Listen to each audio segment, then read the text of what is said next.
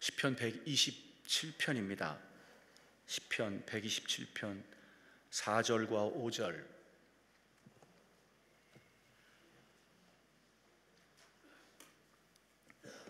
시편 127편 4절과 5절 말씀입니다.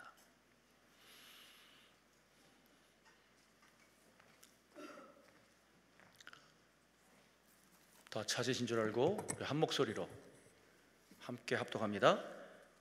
젊은 자의 자식은 장사의 수중의 화살 같으니 이것이 그의 화살통에 가득한 자는 복되도다. 그들이 성문에서 그들이 원수와 담판할 때에 수치를 당하지 아니하리로다. 아멘. 관악구 봉천동에 위치한 헤어롬교회 최낙중 목사님이십니다. 오늘 본문을 중심으로 우리는 주님의 손에 들린 화살들이라는 제목으로 말씀을 증거하실 때 응답의 시간, 축복의 시간 되시길 주의 이름으로 축원합니다. 우리 하나님 앞에 영광의 박수 올려드립시다. 할렐루야. 할렐루야. 귀한 연부를 바치신 분들이 계십니다. 하나님께 보고하고 기도한 이후에 말씀 전합니다. 최선미 권사님께서 마음의 소원을 썼네요. 김문규 장로님께서, 정상교 장기경 권사님이, 김육중 성도가, 또 우용옥 성도 같이 기도합니다. 하나님 아버지, 받은 바 은혜에 감사해서 귀한 연보를 먼저 바치고, 또 어떤 분은 마음에 뜨거운 소원이 있어서 주 앞에 소원을 써서 바칩니다. 하늘문을 넓게 여시고 증거된 말씀이 잘 박힌 목과 같이 만판에 박히기를 원하며 좋은 땅에 떨어진 씨앗처럼 100배의 결실을 맺을 수 있도록 은혜를 허락하여 주옵소서. 바울이 하나님 말씀을 전할 때 루디아의 마음을 주께서 열어주셔서 그 말씀을 청종하게 한 것과 같은 역사가 오늘 낮 시간에도 일어나게 하여 주옵소서. 예수님 이름으로 축복하고 기도합니다. 아멘. 따라합시다. 우리는 주님의 손에 들린 화살들. 아멘. 시편 127편은 지혜왕 솔로몬이 성령의 감동으로 쓴 시인데, 4절에 보면 젊은 자의 자식은 장사의 수중의 화살 같도다 이렇게 썼습니다. 또 5절 상반절에는 이것이 그의 화살통에 가득한 자는 복되도다 라고도 기록합니다. 여러분, 신구약 성경이 무엇이죠? 요한복음 5장 39절에 너희가 이 성경에서 영생을 얻는 줄 생각하고 이 성경을 상고하거니와 이 성경에 곧 내게 대하여 증거한 것이라. 아멘. 그러니까 성경은 예수님에 관한 이야기예요. 그리고 예수님이 우리에게 전한 말씀은 요한복음 6장 63절에 내가 너에게 전한 말은 영이요 생명이다. 아멘. 영이요 생명이라는 거예요. 아멘. 그리고 요한복음 5장 25절에 죽은 자들이 하나님 아들의 음성을 들을 때가 오나니 곧 이때라 듣는 자는 살아나리라. 영적인 죽음을 말한 것이고, 하나님의 말씀, 영이요 생명이신 말씀이 전달될 때 이 말씀이 우리를 거듭나게 하고 새로운 생명을 얻게 하는 줄로 믿습니다. 아멘. 예수를 믿는 사람들에게 붙여진 이름들이 다양하죠.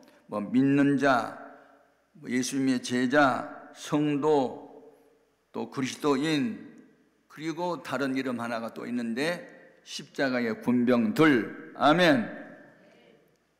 사도 바울이 그 로마 감옥에 갇혔을 때 썼던 에베소서는 교회론이에요. 교회론. 그러니까 교회가 무엇인지를 알려면, 여러분이 누구인가를 알려면 에베소서를 많이 읽어야 하고, 에베소서를 기록한 목적이 무엇인지도 알아야 하고, 그래서 에베소서에서 요구하고 있는 우리가 그리스도인의 신분을 감당해야 되는데, 거기에서는 우리 예수 믿는 사람을 십자가의 군병으로 가르치고 있고, 우리의 싸움의 대상은 권세자들과 이 통치자들과 이 어둠의 성 주관자들과 하늘에 있는 악한 영들을 상대함이라, 이런 말씀을 했고, 이런 원수들과 싸워서 이기기 위해서 우리는 무장을 해야 되는데, 방어용 무기로서는 허리에는 진리의 띠를 띠고 가슴에는 의로운 흉배를 붙이고 발에는 평안에 예비한 것으로 신을 신고 한 손에는 믿음의 방패를 들고 또 다른 손에는 하나님의 말씀 성령의 검을 가져라 이렇게 말씀하셨어요. 아멘. 그러니까 방어용 무기만 갖고는 저걸 못 이겨요. 공격할 수 있는 무기가 있어야 되는데 이 성경을 기록할 당시에 공격용 무기는 세 가지였어요. 칼, 창, 그리고 화살. 네. 우리가 주님의 손에 들림받은 이 공격용 무기가 될 때 우리가 드디어 평화의 도구가 되고 의의 병기가 되고 축복의 통로가 되는 줄로 믿습니다. 아멘. 너무너무 중요한 거예요. 예.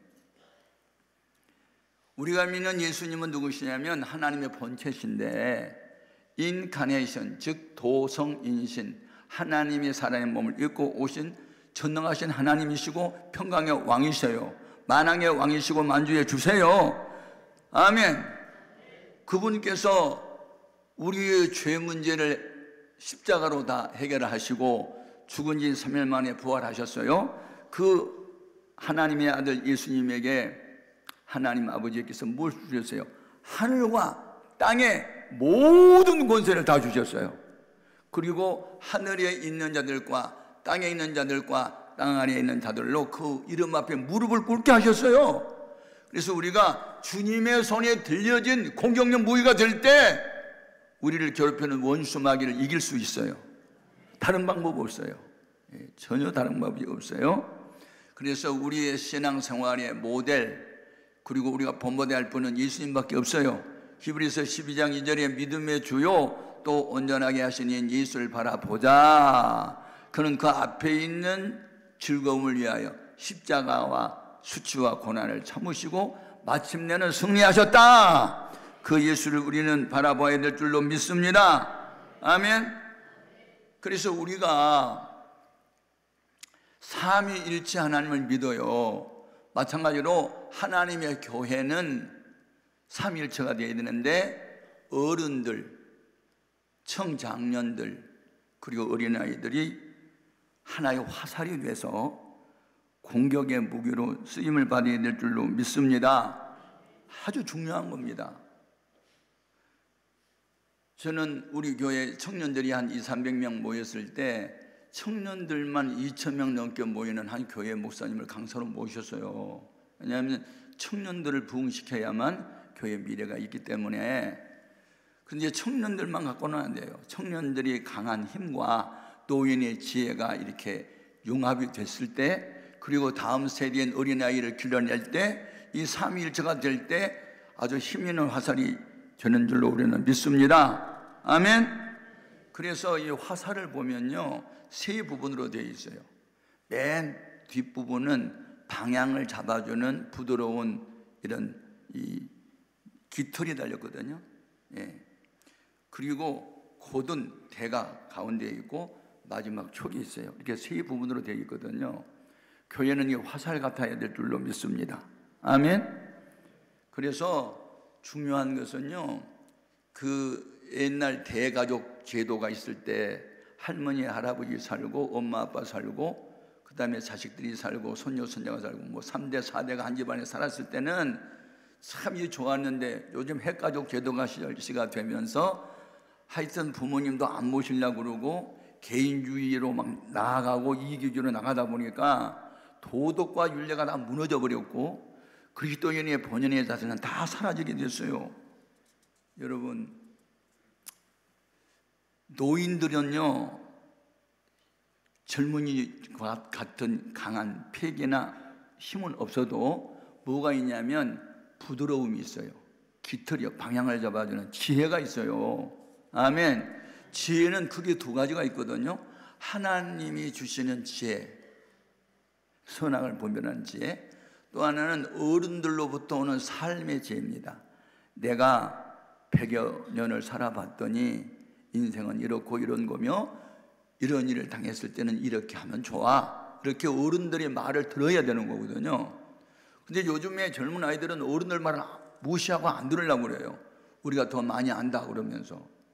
여러분 아니에요. 지혜는 경험을 통해서 얻은 지혜가 있고 하나는 하나님이 주는 지혜가 있는데 레위기서 19장 32절 보면은 너는 샌머리 앞에서 일어서고 노인의 얼굴을 공대하라고 되어 있어요. 여러분, 천지는 변하여도 하나님 말씀은 변함이 없는 줄로 믿습니다. 그래서 사무실에서 업무를 하고 있다가도 어르신네, 노인네, 어른이 들어오면요 다리 벌떡 일어나서 공손히 인사하는 것이 그게 당연한 예인데, 요즘 아이들은 일어서지도 않아요. 어른이 들어가도요 벌꿀금 쳐다만 봐요. 여러분, 성경대로 예수 믿는 게 제일 잘 믿는 거예요. 마태복음, 마가복음, 누가복음 있어. 내가 복음은 없어. 내 생각이 이것이 문제야. 우리의 신앙생활이 걸림돌은 나요, 나. 이 하나님과 원수가 되는 육신의 생각, 이성주의, 합리주의. 이 많은 사람들에게 조금씩만 먹이려고 해도 2,000데나리의 떡이 필요합니다. 이렇게 머리 영리한 빌립을 통해서 지금 일하지 않아요. 고개잡이하고 무식했던 안드레가 그냥 한 아이가 내어놓은 떡덩이 5개, 물고기 2마리 갖다 드리니까 그거 가지고 축사하시고 남자만 해서 5,000명 먹이시고 12마리를 거두시는 하나님의 능력이요. 제발 좀 머리 영리한 척하고 똑똑한 척하고 아는 척 하지 말고 성경 말씀대로 거룩한 바보가 되고 어린아이처럼 되고, 아멘. 너무너무 중요한 거예요. 제가 성경을 매일 읽어요. 수백 번도 더 읽었을 것 같아요. 그런데 성경은 이상하게 소설은 한 두세 번 읽으면 실증 나고 다 아니까 별론데, 성경은 왜 그렇게 수백 번을 읽어도 은혜가 되고 또 되고 또 되고 또 되고, 무슨 소백다기 가서 구우면 희국 나오고 또 나온 것처럼 어떻게 이렇게 계속 나오냐고. 참 너무너무 중요한 말씀인 줄로 믿습니다. 그런데 이스라엘 나라의 민족의 역사를 보면 통일 왕국 시대가 있어요. 사울 왕 때 40년, 다윗 왕 때 40년, 솔로몬 왕 때 40년, 120년 동안을 통일 왕국 시대라고 그래요. 근데 솔로몬의 아들 르호보암이 정권을 잡고 그때부터 나라가 남과 북으로 나뉘어요. 분단의 원인 아세요?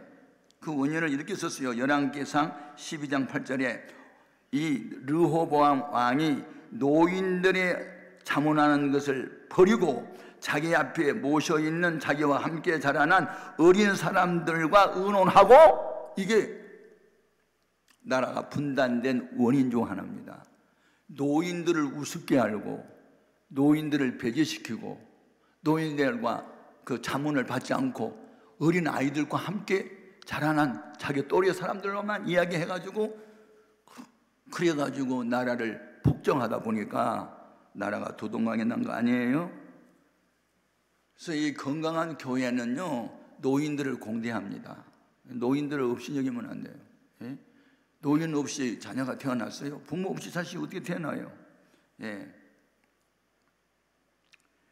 신명기 32장 7절에 보면 내 어른에게 물으라 그들이 네게 말해주리라 그렇게 되어 있는데, 제가 이제 세계 각 나라의 부흥회를 다니면서 많은 걸 배우는데, 저기 뉴욕의 부흥회를 제가 한 8번 다녀왔거든요. 거기에 보면 리버사이드 처치라는 우리말로 번역하면 강변 교회가 있는데, 이것은 록펠러라고 하는 사람이 자기 어머니 일라이저 데이비슨이라는 어머니를 기념하기 위해서 세운 교회인데 어마어마하게 크게 지었거든요. 그러면 왜 이 록펠러가 어머니를 평생 못 잊었을까?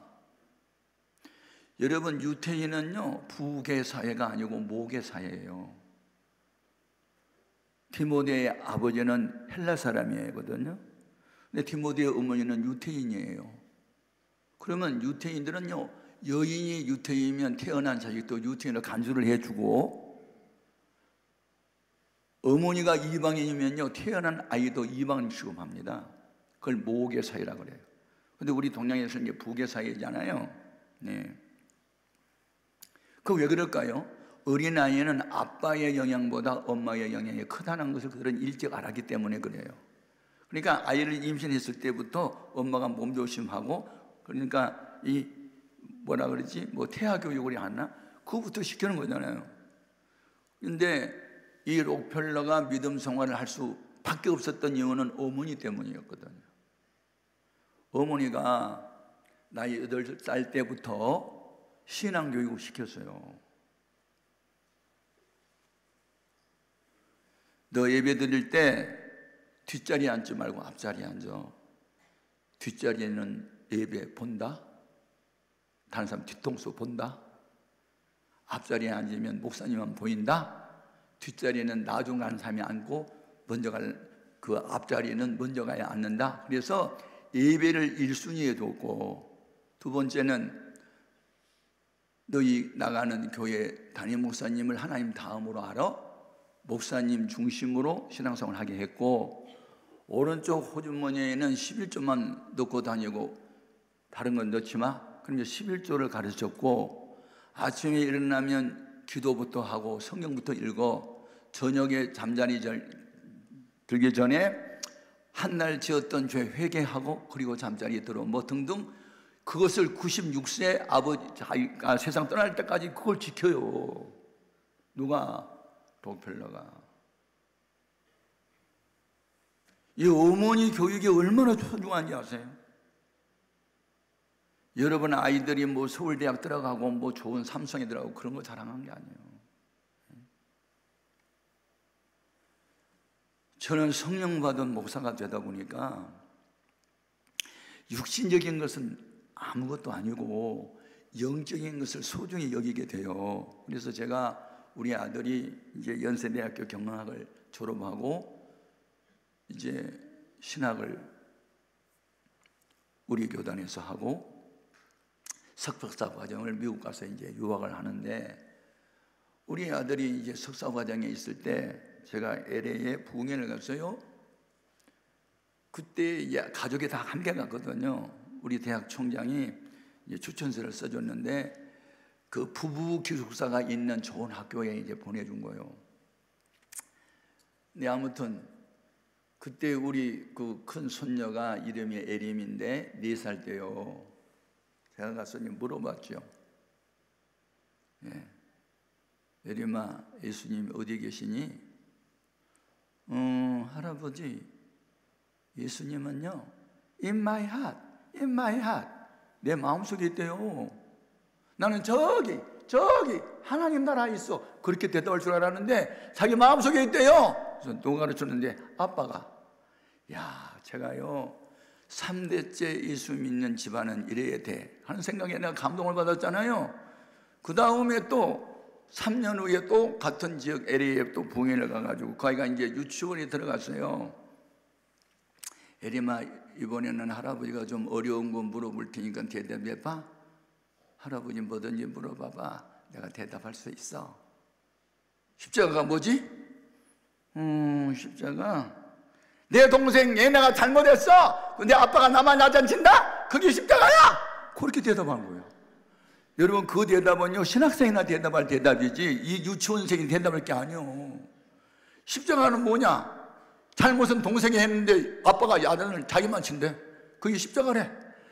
내가 그때 감동받았어. 너는 할아버지보다 믿음이 좋다면서 어쩌면 그런 대답을 하냐고요. 그 다음에 누가 또 감동받았어요. 우리 손녀 자랑이 아니에요. 지금 예수님 자랑하는 거예요. 잘 들으세요. 이번에 그 아이가 지금 이제 의대 2학년에 들어갔어요.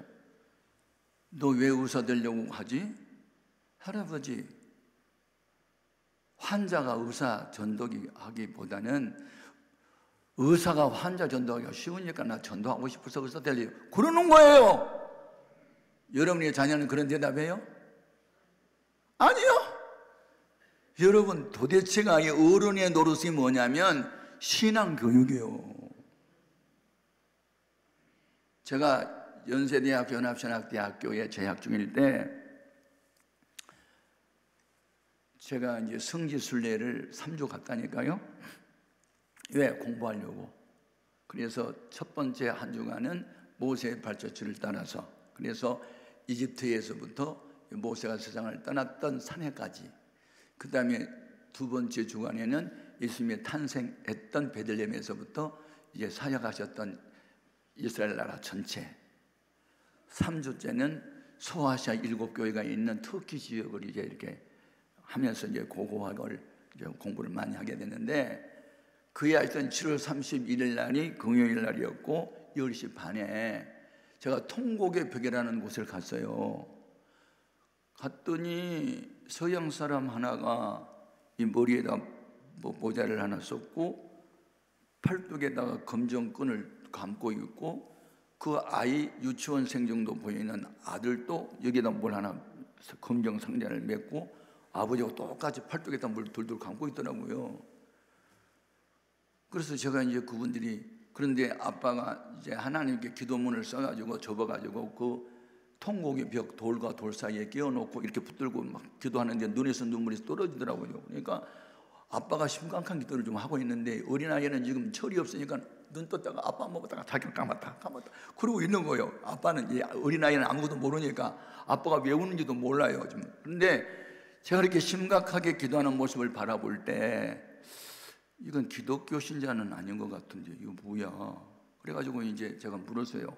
어디서 오셨어요? 라고 이제 영어로 물었더니 미국 시민권자래요. 근데 혈통적으로는 유태인이래요. 근데 유태인들이 이게 모자를 쓰고 다니는 건 말을 들었는데 이마에다가 검정 상자를 붙이고 손목에다가 뭐 검정 띠를 둘둘 감고 그건 내가 이제 못 봤거든요. 그래서 이제 이거 뭐냐고 물었더니 테필린이라는 거예요. 테필린이 뭐냐 그랬더니 신명기 6장 4절 5절 이스라엘아 들으라 오직 여호와는 홀로 하나이신 하나님이시니 너는 마음을 다하고 목숨을 다하고 힘을 다해서 주 너희 하나님 사랑하라 이 말씀이래요. 그럼 그 마음에다 새기면 되지 그걸 왜 이따 둘둘 감고 다니냐 그랬더니 당신 뭐하는 사람이냐고 물어보면서 내가 목사라기 때문에 목사가 그것도 모르냐고 야단치는 거예요. 그게 뭐냐 그랬더니 그 다음 말을 읽어보면요 이 말씀을 가족에다가 써가지고 손목에다 메고 미에다 붙여렸대요. 자기는 정통파 유대 교인인데 그래서 성경대로 하나님 사랑하라 그 말씀을 써가지고 손목에다 메고 이마에다 붙이고 다닌다는 거예요. 그럼 왜 오른손에다 메지 왼손에다 메냐 그랬더니 심장이 왼쪽이 가깝대. 제가 그런 말을 들으면서 얼마나 많은 충격을 받았을까. 철 모르는 어린아이는 아빠 따라다니면서 뭘 배웠겠어요?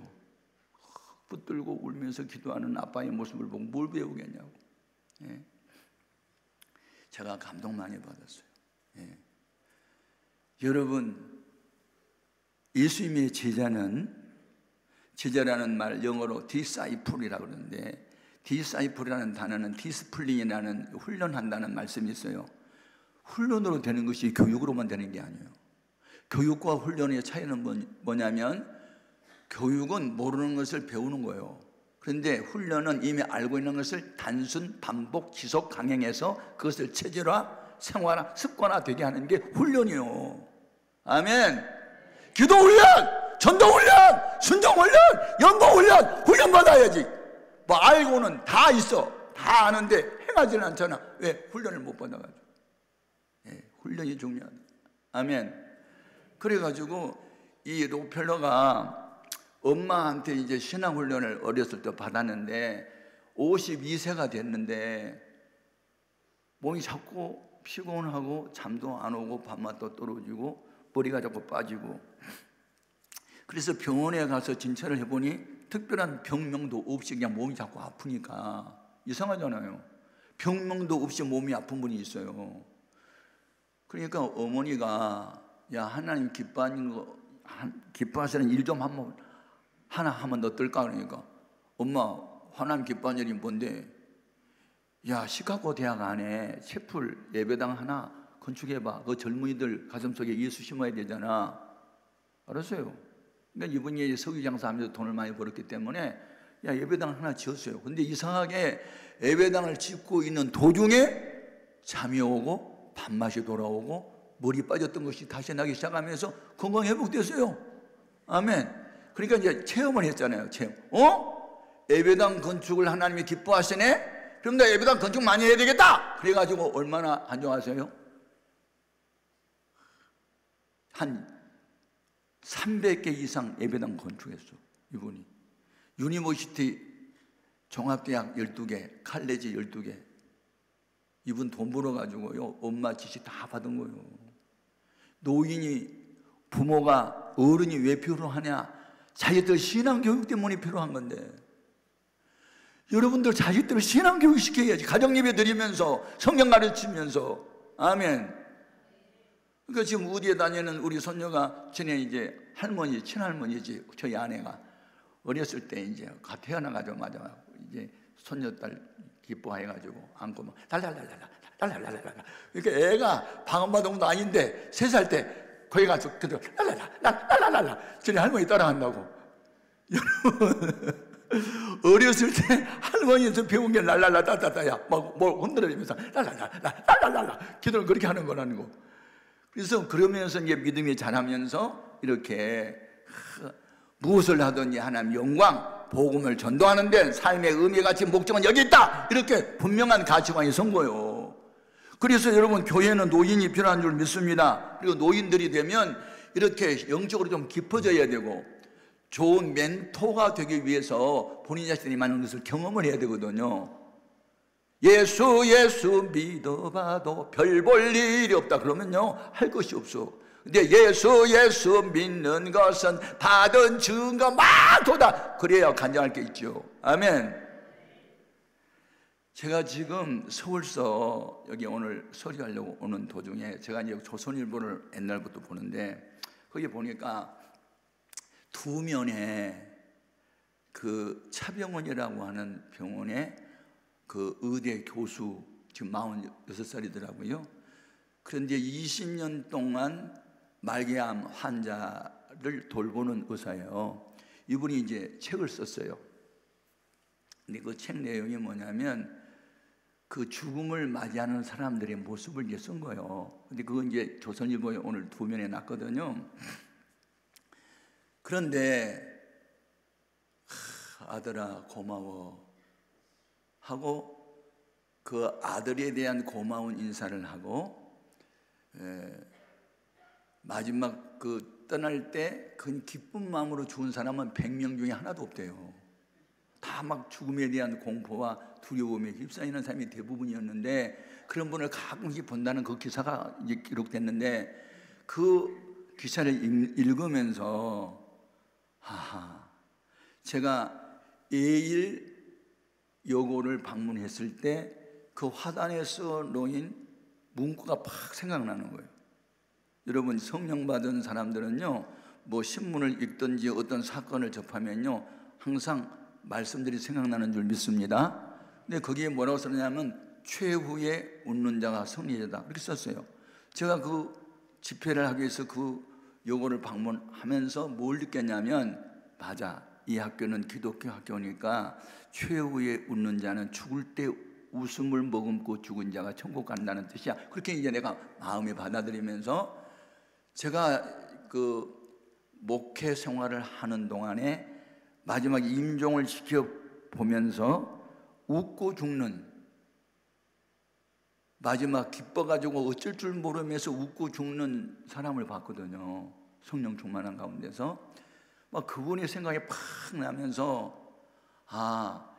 이게 최후의 웃는 자가 승리자는 책을 빨리 한번 써야 되겠다 그런 생각이 좀 와서 지금 이제 강사실에서 뭐 좀 몇 자 쓰다가 왔는데요. 여러분 죽음이라고 하는 게 꼭 늙어서만 죽는 게 아니냐. 젊어서 죽고 어린 나이도 죽고 죽음은 예고 없이 갑자기 올 수도 있어요. 오늘도 오는데 교통사고가 나가지고 오늘 차가 막힐 날은 아니거든요. 와 여기 다리 위에 차 2대가 거의 그냥 쓸모없이 부셔졌더라고요. 그래가지고 그게 도로를 가로막고 있으니까 차가 뭐 한 20분 동안 이렇게 지체를 했는데 맞아.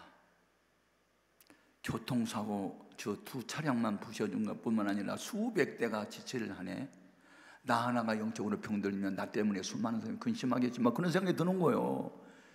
여러분 한 사람이 은혜를 받고 새로워지면 수많은 사람이 구원을 받지만 여러분 한 사람이 병들고 쓰러져 있으면 수많은 사람이 부담스러워해요. 우리 모두는 새로워져야 될 줄 믿습니다. 나이가 많으냐 적느냐 그게 중요하지 않고 우리는 어떤 형편이 있든지 간에 하나님이 기뻐하는 삶을 살아야 될 줄로 믿습니다. 모니카라고 하는 사람은 불량자였던 어거스틴 30년 동안 실망하지 않고 기도하잖아요. 그러다가 어느 날 갑자기 어거스틴이 청년 마음속에 성경을 읽고 싶어서 탑혔는데 술 취하지 말라 는 방탕한 것이니 그 말씀을 그냥 읽다가 꼬꾸러져 가지고 회개한 뒤에 기독교 2000 역사에 위대한 별이 되잖아요. 따라해봐요. 장기적금은 왜 안 따라해? 장기적금은 이자가 많이 붙더라. 한두 번 기도해서 응답 없다고 실망하지 말고 한 30년 동안 기도해봐봐. 그러면 그냥 장기적금 이자가 몽땅 붙어 나올 줄 믿습니다. 아멘! 아멘 좀 크게 해봐봐. 아멘. 이거 아멘도 훈련이에요. 아멘 아멘. 아멘 아멘.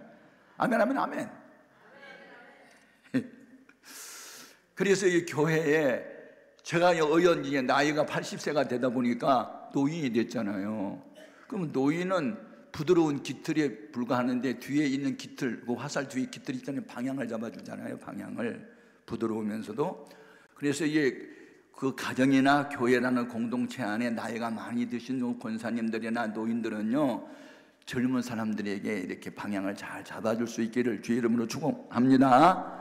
그 다음에 교회에서 필요한 건 청장년들이에요. 이 사람들은 여러분 그 군병들을 모집할 때 노인들은 거의 없습니다. 다 젊은이들이고 그 애굽에서 나올 때도 20세 이상 남자 청년들만 계수했어요. 여자들은 세지도 않았단 말이에요.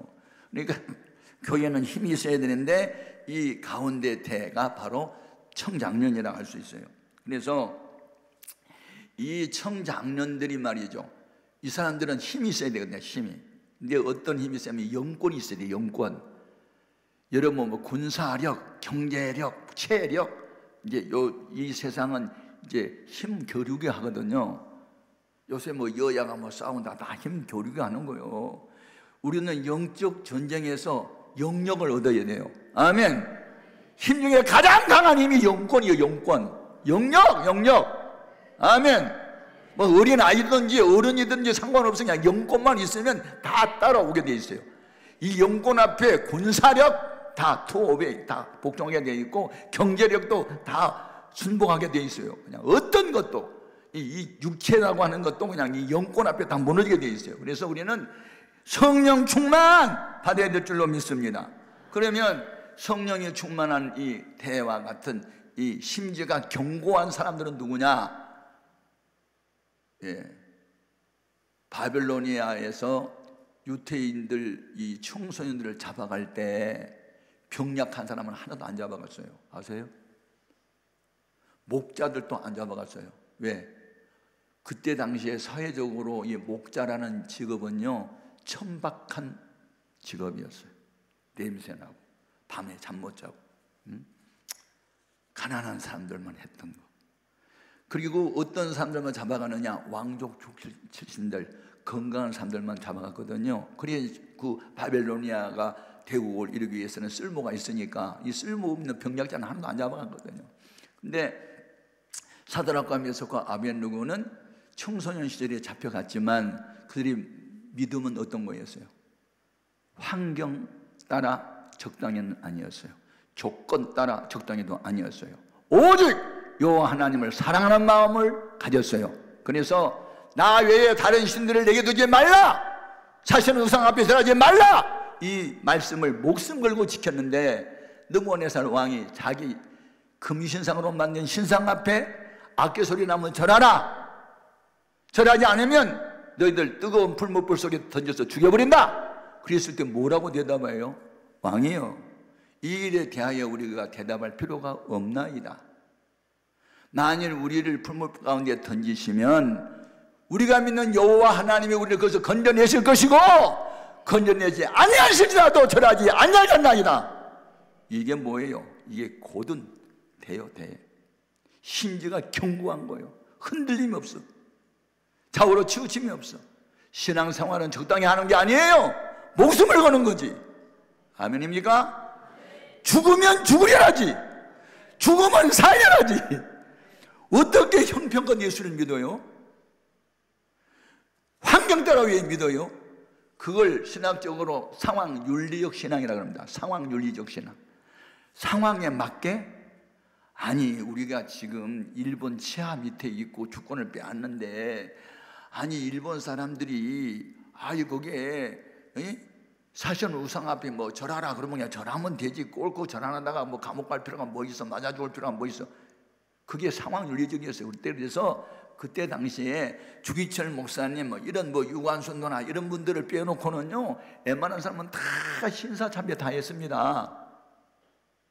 심지어 어느 교단에서는 총회 때 신사참배 하기로 가결까지 했어요. 핍박받을까 봐. 그러나 주기철 목사님 같은 분은 맞아 죽더라도 신사참배 안 하고 죽잖아요. 그런 분들이 있었기 때문에 우리 대한민국은 보게 되는 줄로 믿습니다. 제가 그 필라델피아의 부흥회를 갔다가 참 좋은 얘기를 들었는데, 웨너 메이커라는 사람, 내가 이제 책으로만 읽었거든요. 백화점의 왕, 부자. 근데 이분이 20대 때 필라델피아의 모 교회의 교회학교 교사였어요.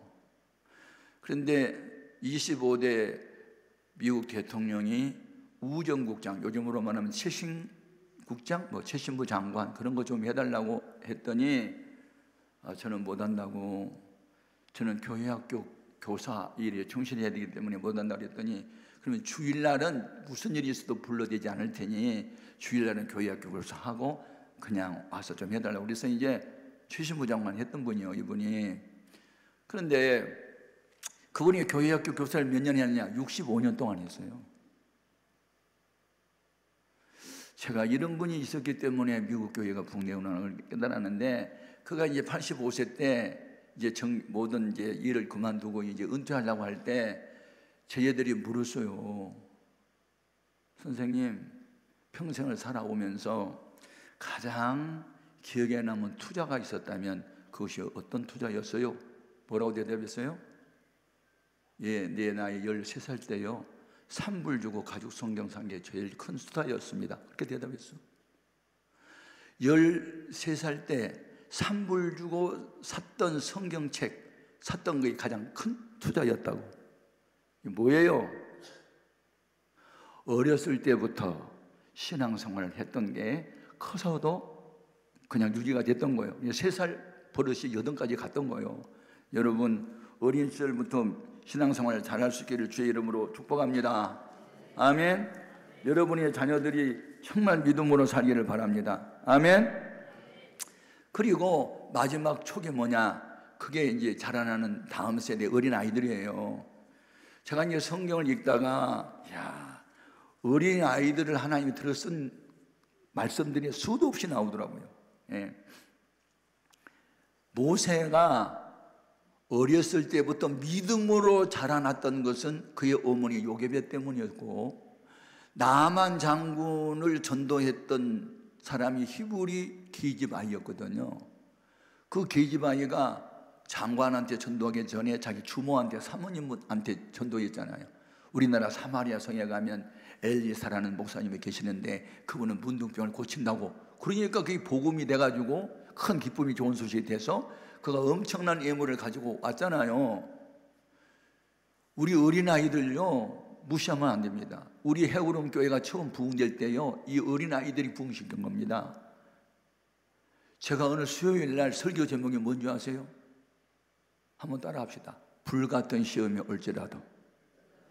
근데 그 다음날 목요일 날 예배당에 불났어. 설교를 아무렇게나 하면 안 되겠더라고.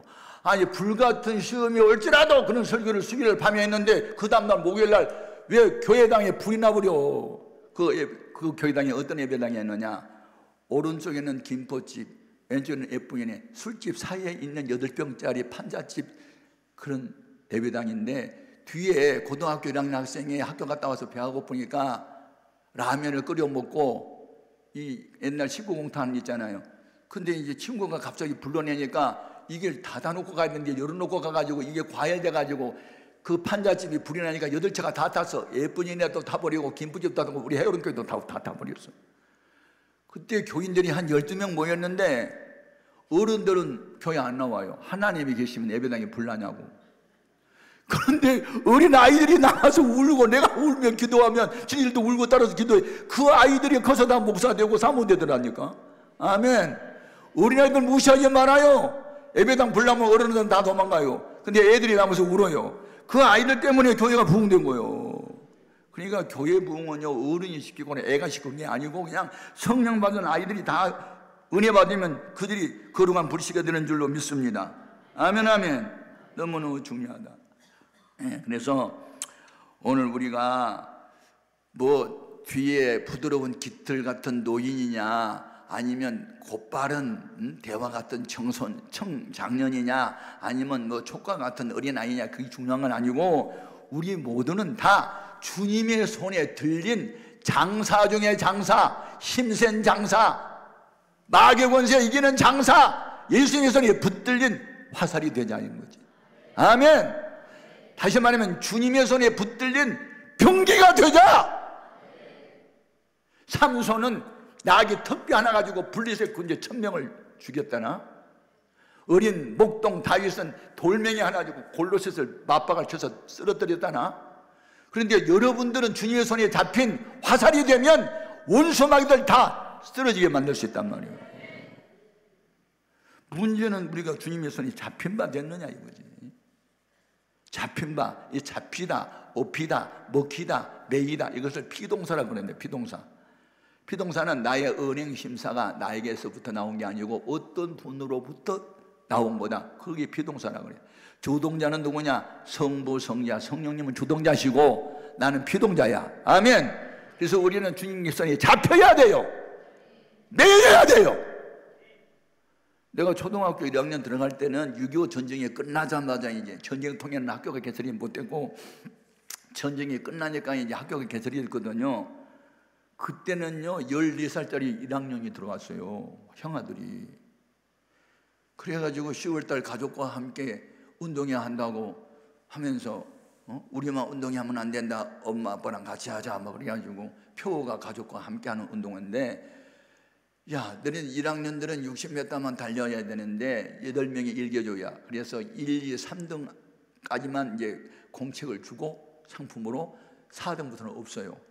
그래가지고 하여튼 3등 안에 들려고 기를 쓰고 달리는데, 30m는 너네 힘으로 달리고 나머지 30m는 너네 가족 중에서 다른 박자 제일 잘하는 뭐 아빠나 엄마나 삼촌이나 뭐 이모나거나 아무나 상관없어, 일가 친척 중에 한 사람은 그 30m 앞에 이제 팜플렛 미리 딱 써줘가지고 시간까지 정해줘서 그 시간에 나와 있어라. 그런데 우리 외삼촌은요 야구 선수예요. 키가 1m 90이 넘어 100m를 11초에 달려버려. 근데 8명이 내가 30m 달리는데 내가 4등인가 갔어. 우리 삼촌이 기다리고 있다가 나는 한숨 딱 잡더니 뛰었는데 1등으로 꼴이 됐어. 그래서 내가 공책 3권 탔다고. 우리 외삼촌 때문에 이게 잡힌 거야. 내 힘으로 뛰어서 공책, 나는 4등이면 하나도 못 타. 삼촌의 손이 잡히니까 내가 공책 3권 탔잖아. 마찬가지야. 우리는 약하고 부족해도 주님의 손이 잡히기만 하면 1등으로 달려갈 수 있다니까. 아멘, 아멘. 이게 중요하다. 장사의 수중에 든 화살같이 나는 예수님의 손에 잡힌 바는 화살이다. 아멘. 오늘 우리 기도 제목은 어떤 기도가 되어야 되냐면, 주님 손에 잡힌 바에 대한 화살이 되게 하소서. 제가 중국에 그게 한 150명 교육자들 은밀한 가운데 교육시키러 갔는데, 거기에 가가지고 만리장성계라고 하는 곳을 견학을 가요. 저는 이제 공부하기를 좋아하니까 만리장성에 갔더니 활을 쏘는 위에서 뭐라지 뭐 처소 막사 같은 게 있더라고, 그 위에. 근데 그 거리가 45m예요. 45m를 넘어서면 화살을 맞아도 몸을 관통을 못한대요. 화살이 사람을 살상시킬 수 없대요. 그러니까 45m 안에 들어와야 팍 쏘면은 가슴을 뚫고 들어가서 사람을 죽일 수 있대. 그래서 45m 간격마다 이게 활을 쏘는 처소가 다 있더라고요. 제가 거기서 뭘 느꼈을까요? 나도 주님의 손에 잡혀만 대한 화살이 된다. 그래서 45m, 옛날에 칼과 창은 이렇게 마주쳤을 때 싸우는 거고, 거리가 좀 있을 때는 활로 싸웠단 말이야. 그래서 내가 주님의 손에 잡힌 바에 대한 화살이 되면 얼마나 좋겠냐. 뭐 그 생각을 나는 그 현장에 가고 막 느끼는 거거든. 아멘. 맞아. 여러분, 어린아이든 어른이든 상관없어. 우리 모두는 주님의 손에 잡힌 바 된 장사 되시는 장수 중에 장수이신 주님의 손이 잡힌 바 된 화살만 되면 우리 앞에 엄마 아빠가 불신자고 뭐 무당 불러다가 구설하는 어머니라도 상관없어. 결국은 주님의 손에 잡힌 바 된 사람이 이기게 되어 있고 그 집안이 복음화되게 되어 있고, 아멘. 대를 이어갈수록 좋은 신자들이 나오게 되어 있어요. 아멘, 아멘. 오늘 우리 기도 제목이 딱 하나요. 주님의 손에 들린 화살이 되게 하소서. 의의 경계가 되게 하소서. 축복의 통로가 되게 하소서. 평화의 도구가 되게 하소서. 나 때문에 힘들어하는 사람 없게 하시고 나 때문에 신바람 나는 사람만 주위에 있게 하옵소서. 이게 우리 기도 제목이요. 아멘. 내가 영적으로 병들고 누워있으면 나 때문에 부모 형제가 힘들어해. 근데 내가 건강하고 내가 막 신바람 나면 주위의 사람들이 좋아해. 여러분 자신들이 앉음에 인해서 벌떡 일어나기를 바라고, 뛰기도 하고 걷기도 하고 하나님 찬양도 하고 한 번도 가보지 않은 성전에 막 들어가고 이런 역사가 있기를 바라요. 눈이 그렇게 또 안에 있으면 새로운 피조물이요. 아멘.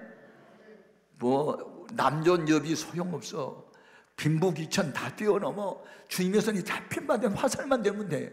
그래서 우리의 기도 제목이 거기 있어야 될 줄 믿습니다. 주님, 오늘 이제 2024년 토요일은 오늘 마지막이네요. 네, 이제 나흘밖에 남지 않았는데 이 해가 가기 전에 주님 나를 영적으로 무장시켜 주셔서 주님의 손에 잡힌 바 된 장사 중에 장사인 주님의 손에 잡힌 바 된 화살이 되기를 원합니다.